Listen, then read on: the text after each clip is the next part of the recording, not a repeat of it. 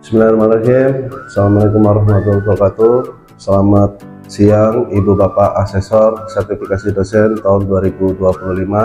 Perkenalkan, saya Feki Adila, dosen di Prodi Pendidikan Kepelatihan Olahraga, jurusan Pendidikan Olahraga, Fakultas Keguruan dan Ilmu Pendidikan, Universitas Riau.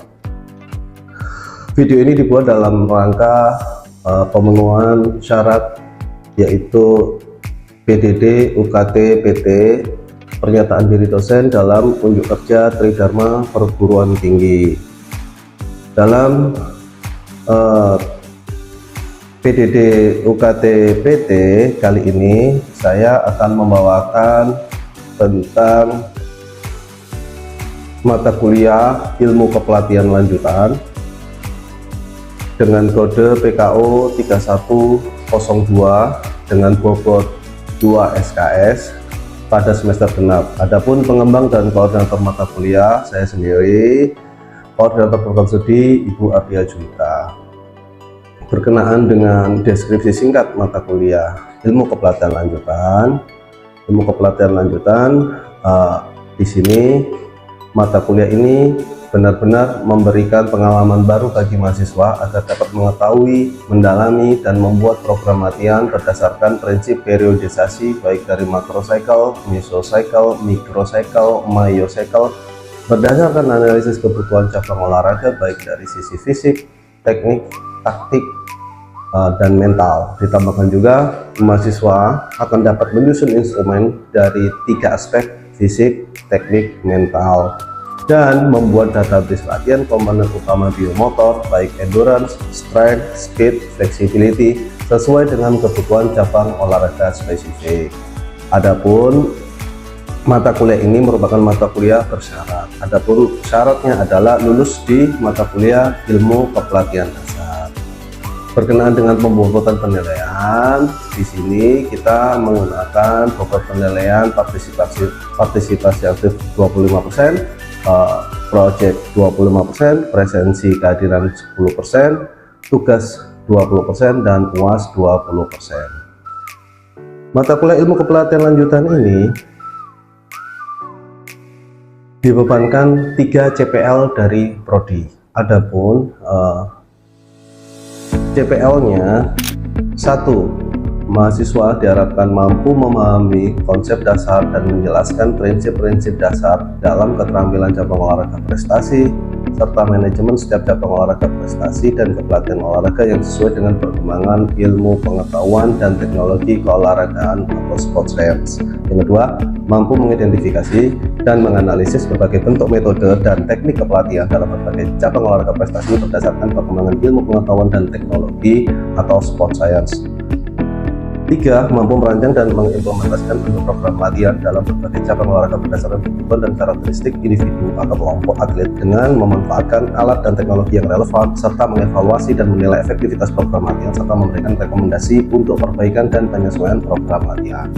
Dari 3 CPL yang dibebankan prodi pada mata kuliah ilmu kepelatihan lanjutan ini, kami mencoba menurunkan menjadi 6 CPMK besar. Di antaranya mampu menyusun periodisasi 4 siklus sesuai dengan prinsip-prinsip dan komponen latihan, mampu mendalami periodisasi 4 siklus, makro, meso, mikro, dan meiocycle.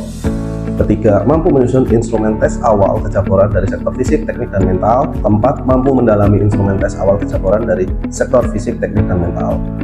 Kelima, mampu membuat database latihan 4 komponen utama kondisi fisik, yaitu strength, endurance, speed, flexibility. Dan yang terakhir yaitu mahasiswa mampu mendalami database latihan 4 komponen tersebut. Adapun untuk sub CPMK-nya ada 16. Di antaranya di pertemuan pertama ada penguasaan tentang keseluruhan fungsi komponen dan prinsip-prinsip latihan, memahami periodisasi macrocycle, mesocycle, microcycle, training unit atau meiocycle, dan yang keenam adalah mendalami periodisasi of the annual plan. Insya Allah pada sub CPMK 6 ini yang akan saya bawakan dalam PDD UKT PT kali ini. Baik, untuk metode yang digunakan, saya menggunakan metode DIA, yaitu Delivery, Interaction, and Assessment. Adapun daftar pustaka dalam mata kuliah ilmu kepelatihan lanjutan ini, alhamdulillah kita menggunakan kitab olahraga dunia Tudor Oliver Pompa, masih tetap dengan karyanya yaitu Theory and Methodology of Training. Kemudian ada Pompa lagi di nomor 13, itu merupakan pustaka utama.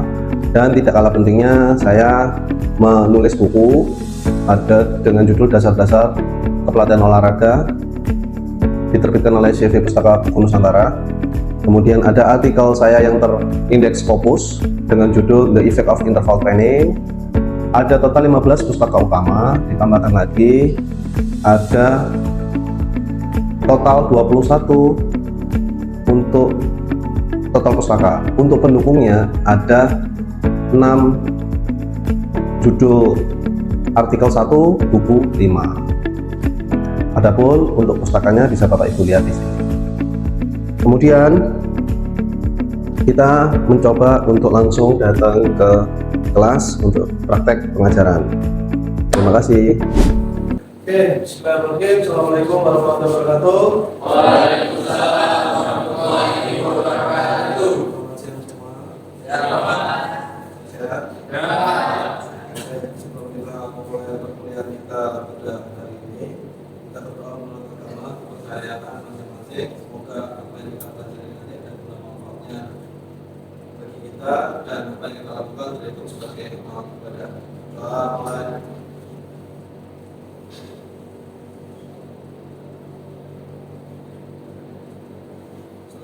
Baik teman-teman semua, hari ini kita akan belajar tentang core daripada ilmu pelatihan lanjutan.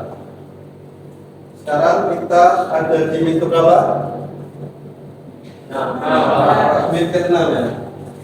Kalau bicara menit ke-6, teman-teman tentunya masih ingat menit 5 kemarin kita ngapain? Kita ngapain kemarin menit ke-5? Kita belajar apa? Menit ke-6, menit ke-5 kemarin kita belajar apa? Menit ke-5 kita belajar tentang apa? Organisasi apa? Training unit. Oke. Ada yang masih ingat? Apa itu training unit? Sekarang ya. Jadi training unit atau organisasi ini merupakan jenis latihan pada satu hari itu Pak. Jadi pada hari latihan itu Pak. Oke. Tepuk tangan buat Dede. Ada lagi yang ingin menambahkan?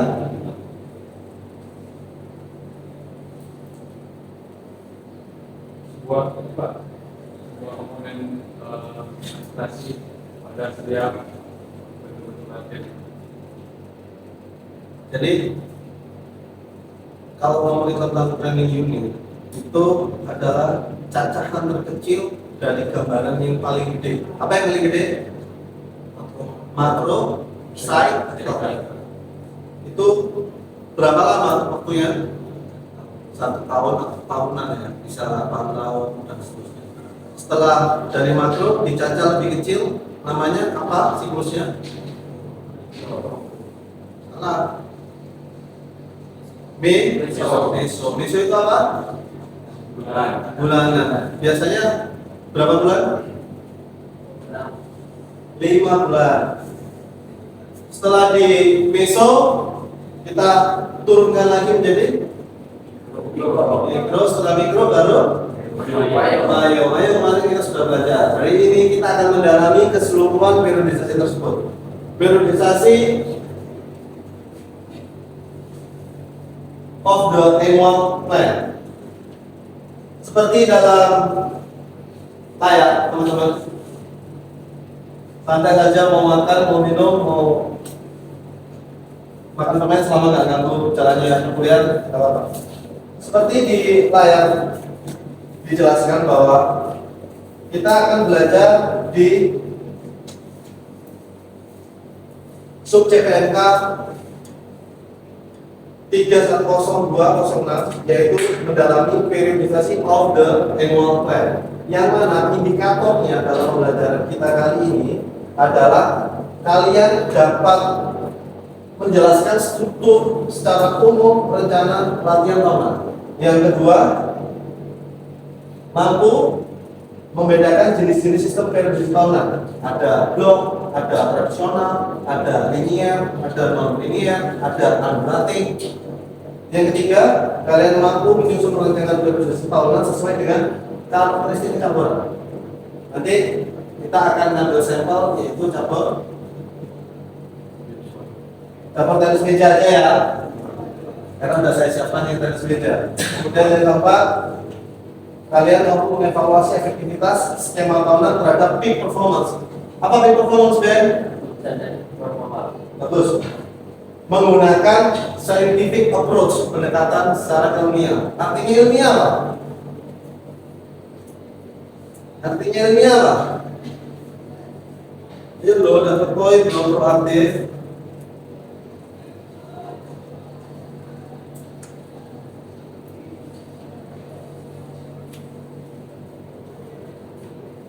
Pak, terukur Pak.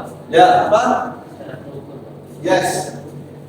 Jadi terukur, objektif, dan dapat diukur. Seperti biasa, kalian nanti karena kita menggunakan metode case-based learning dan perkuliahan, saya akan membuat suatu rubrik penilaian berdasarkan keaktifan kalian dan kita di akhir nanti ngebuat beberapa kelompok untuk memecahkan case yang akan saya berikan. Oke? Coba. Semangat nggak nih? Semangat. Minum dulu. Seperti biasa, di materi pembelajarannya kita akan belajar ini semua.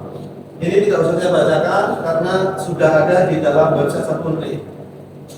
Saya kasih waktu 3 menit untuk kalian presensi di Meet ke-6. Silakan di presensi online. Saya sembari menyiapkan materi yang akan kita bawa.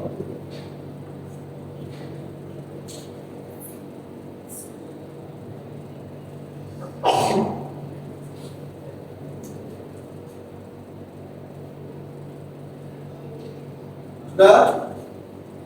Sudah saya? Coba. Presensi sudah diisi? Oke, terima kasih. Oke, kita lihat fokus monitor. Nanti sistemnya kita open saja. Satu slide, ada yang nggak ngerti langsung tanya, nggak masalah.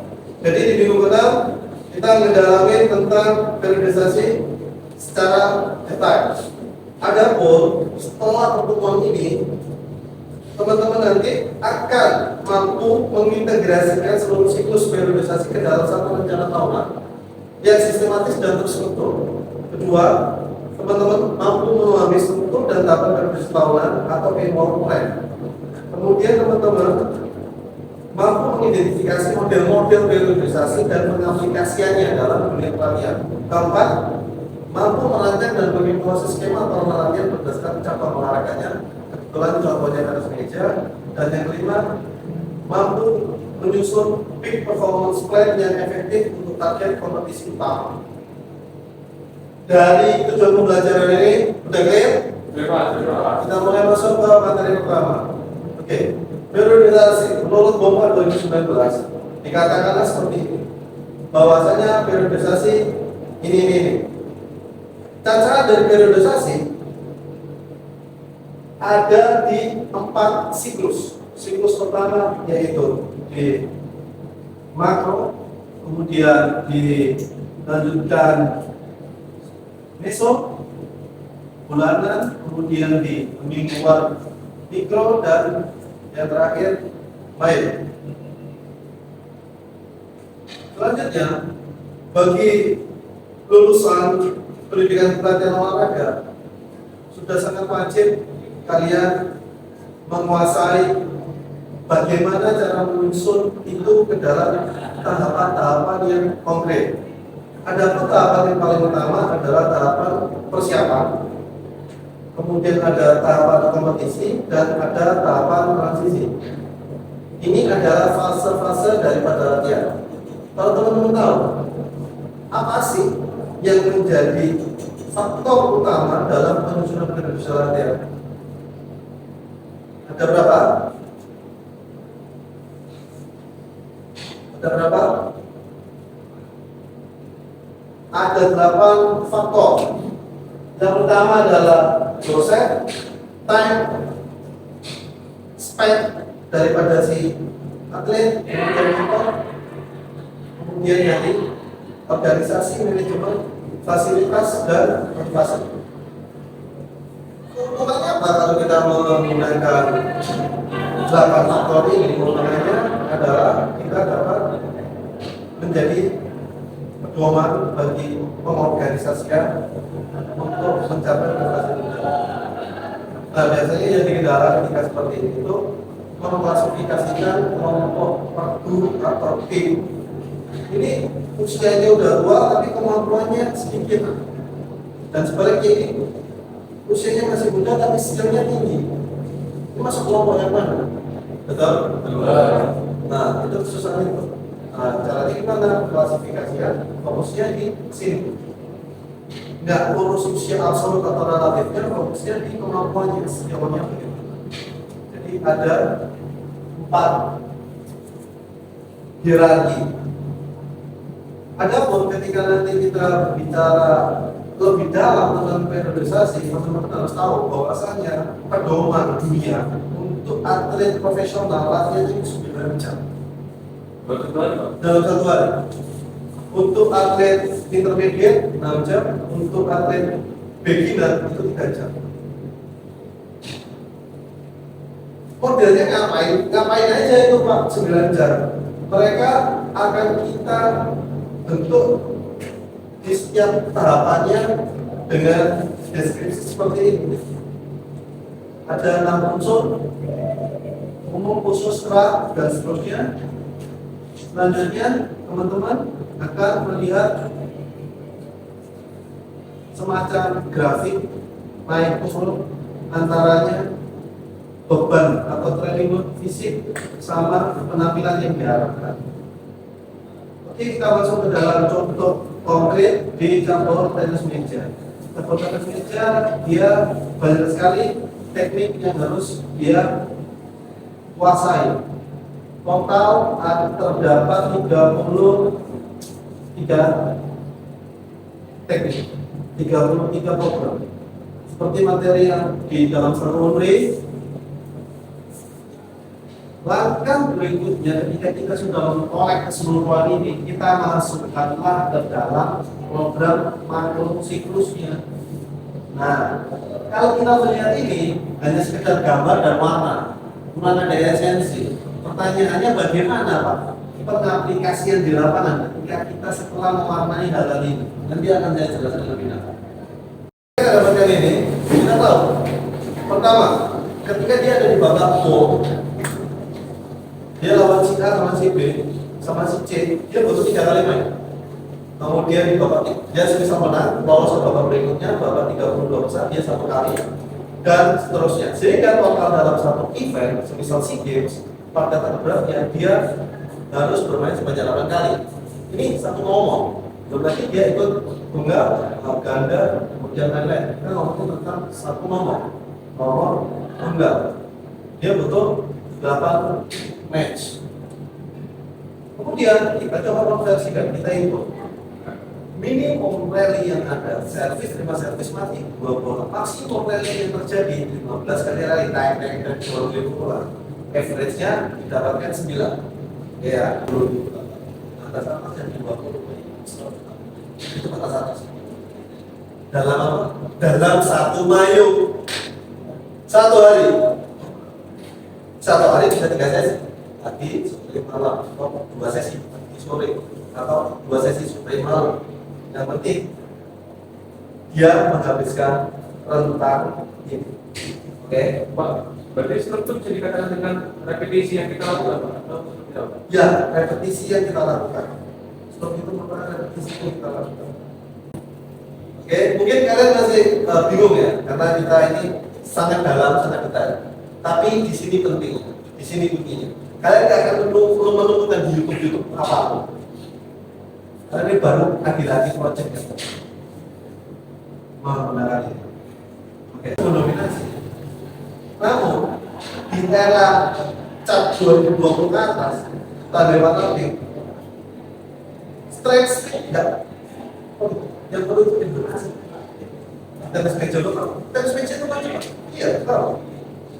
Pada latihan endurance lari 10 kilo, lari atau 15 kilo tadi, tetapi ketebalan tambah ke atas 3 bukan kekuatan volume segini maksimal. Itu bisa begitu. Saya sudah melakukan riset. Bukan repetisi. Karena saya pernah tahu Putri Asrima sama semisal sama siapa lagi? Ratna Sari. Dia keluar satu. Capaiannya Putri mampu 15 repetisi, ya kan? Si Ratna Sari mampu 25 repetisi. 15 banding 25, ya kan? Pertanyaan saya, kuat mana? Buat bisa. Dan berarti dia mengangkat beban lebih besar dari sebelumnya tadi. Berarti kuat siapa? Karena dia Meskipun 15 repetisi, tapi bisa jadi dia lebih kuat. Karena bobot yang diangkat lebih gede dibanding situ. Oleh karena itu, konstan yang kita pakai di sini menggunakan body weight. Jadi, kalau 1,2 kali body weight, contoh 1,2 body weight-nya adalah 50 kg, ya kan? Berarti dia harus mampu push up sebanyak, contoh, apa pentingnya periodisasi ini? Kita bisa meramalkan kondisi puncak yang diharapkan. Karena kita memanipulasi training load, kemudian kita memvariasikan training model, dan kita dapat mengidentifikasi bentuk-bentuk recovery. Fungsinya apa kita menggunakan periodisasi rutin? Fungsinya adalah kita dapat mendeteksi atlet yang kuat tetapi pura-pura capek, atau atlet yang capek dipaksa untuk kuat. Menggunakan identifikasi, menggunakan recovery point, kita dapat mengkonversikan atau kita dapat mengkompensasikan tingkat capeknya seseorang itu dia harus ngapain. Oh, kamu terlalu capek nih, berarti kamu harus ngapain. Kita ngomong COD, change of direction. Tapi kalau mau ujungnya udah jelek, kemudian strength-nya dia nggak bagus, tidak akan bisa. Sehingga yang saya lakukan nanti di pelatnas, kita mulai dari motor join. Karena kalau fondasinya udah kuat, semuanya akan bangun itu kok. Kemudian dari sisi teknik, kita bicara masalah pattern atau game intelijen pola. Itu nggak akan tercapai kalau komponen utama atau komponen teknik dasarnya itu dia sudah latihan apa ya? Service atau service terus berbanding. Kalau di sini sudah latihan, ya karena bisa. Sehingga tahapannya setelah itu, ya ngomongin tentang konsisten. Ya konsisten dalam memasukkan bola itu ke bidang apa? Itu kita bicara tentang football dan positioning. Kita bicara mengenai tentang kelengkapan pukulan dia, kita bicara mengenai variasi pengarahan bola, kemudian kita bicara masalah bola yang mematikan, bola yang mencapai lama. Oke, kita lihat. Set. Pertama, sangat sederhana dan sangat simpel. Otaknya lu cuma gini guys.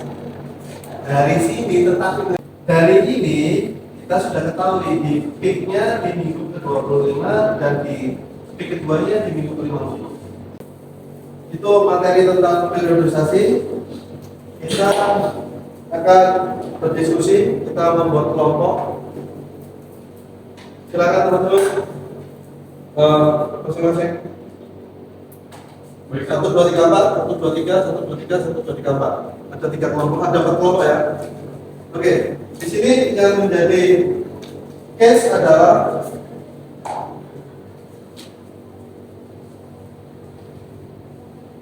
kompetisi pertama sudah ditentukan di bulan November. Buatlah periodisasi meso apabila atletmu juga harus melaksanakan pertandingan di bulan Februari tahun berikutnya. di November dan Februari Pak. Ya, dari November Jadi bulan apa tadi? November. Terus Februari tahun depan dia bertanding lagi. Coba silakan kalian berdiskusi. Oke, cukup. Silakan paparkan Adrian.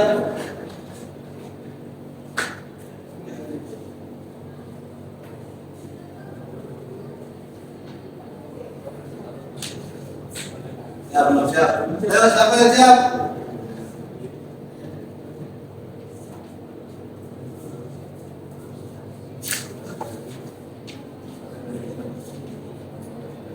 Periodisasi siapa yang tepat? Dewi sampai Jidan, silakan. Jidan yang jawab. Dwi. Mungkin kalau untuk kelompok kami lebih ke realisasi blueprint Pak.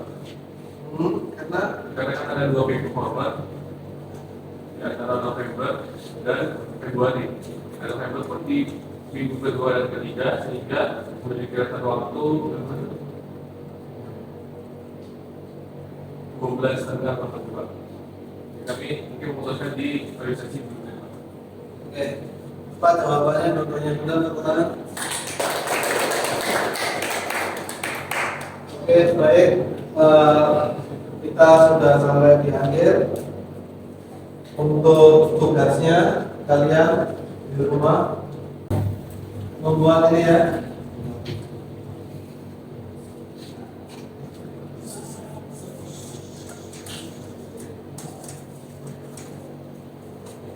Targetnya November, kali ini 1. Oke, minggu depan dikumpulkan di 1 menit. Oke ya. Sampai sini ada lagi yang ditanyakan? Selain itu berarti kita boleh memilih macam periodisasi tadi Pak. Ya, sesuaikan yang paling tepat, yang paling sesuai untuk model schedule seperti ini itu apa yang paling pas? Jenis apa, model apa, dan bagaimana pembuatannya itu harus disusun. Baiklah, kita sudah sampai di kesimpulan. Namun di sini pendalaman dari periodisasi of the annual plan, kalian harus banyak-banyak membaca buku-buku ini. Di buku-buku ini kebetulan saya juga mengulik tentang periodisasi.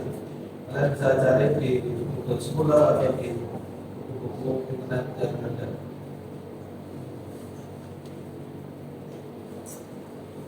Baik, itu mungkin materi yang bisa saya sampaikan pada pertemuan siang ini. Kita tutup dengan doa, kata doa, mulai.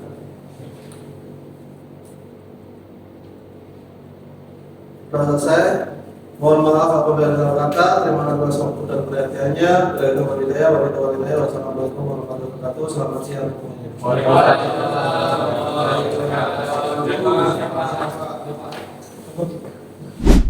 Sekian praktek unjuk kerja dari saya di ilmu kepelatihan lanjutan.